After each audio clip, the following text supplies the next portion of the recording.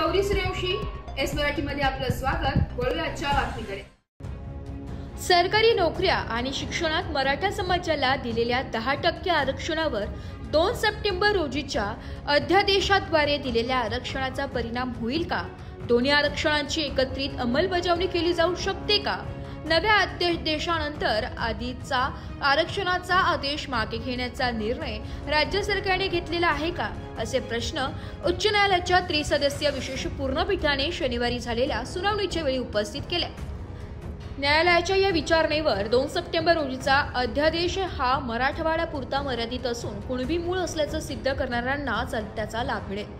तसेच सामाजिक आणि शैक्षणिक दृष्ट्या मागास म्हणून मराठा समाजाला सरकारी नोकऱ्या आणि शिक्षणात दिलेल्या 10% आरक्षणावर या अध्यादेशाचा कोणताही परिणाम होणार नाही, अशी भूमिका राज्य सरकारच्या वतीने महाधिवक्ता वीरेंद्र सराफ यांनी मांडली आहे।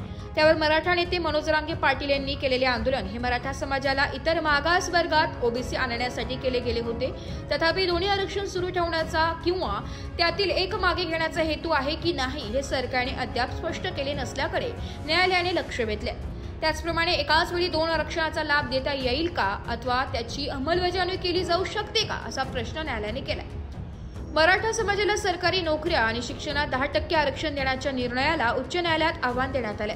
न्यायमूर्ती रवींद्र घुगे, न्यायमूर्ती निजामुद्दीन जमदार आणि न्यायमूर्ती संदीप मारणे यांच्या विशेष पूर्णपीठापुढे आरक्षणाविरोधात आणि समर्थनार्थ केलेल्या याचिकांवर सुनावणी सुरू आहे। जरांगे पाटील यांनी मुंबईत केलेले आंदोलन आणि त्यानंतर सरकारने मराठा समाजाला इतर मागास प्रवर्गात कुणबी म्हणून प्रमाणपत्र देण्याचा निर्णय घेतल्यानंतर या प्रकरणी पहिल्यांदा सुनावणी झाली आहे। सुनावणीच्या सुरुवातीला सरकारी नोकऱ्या आणि शिक्षणात मराठा समाजाला दिलेल्या 10% आरक्षणावर 2 सप्टेंबर रोजीच्या अध्यादेशाद्वारे दिलेल्या आरक्षणाचा परिणाम होईल का? नव्या अध्यादेशानंतर आधीचा आरक्षणाचा आदेश मागे घेण्याचा निर्णय राज्य सरकारने घेतलेला आहे का? आधीच्या निर्णयातही मराठ्यांना कुणबी म्हणून आरक्षण देण्याचे म्हटले होते का असे प्रश्न न्यायालयाने उपस्थित केले। त्यावर याबाबत राज्याचे महाधिवक्ताच भूमिका स्पष्ट करू शकतात असे 10% आरक्षणाला विरोध करणाऱ्या याचिकाकर्त्यांच्या वतीने वरिष्ठ वकील प्रदीप संचेती यांनी न्यायालयाला सांगितले।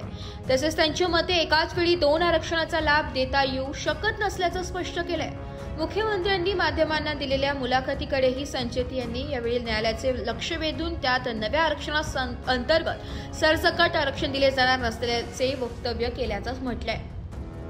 वृत्तसंकलन विभाग, एस मराठी न्यूज, मुंबई। अशाच नवीन ताज्या घडामोडी जाणून घेण्यासाठी आमच्या एस मराठी न्यूज चॅनलला लाईक करा, शेअर करा, सबस्क्राईब करा आणि बेल आयकॉनला क्लिक करायला विसरू नका।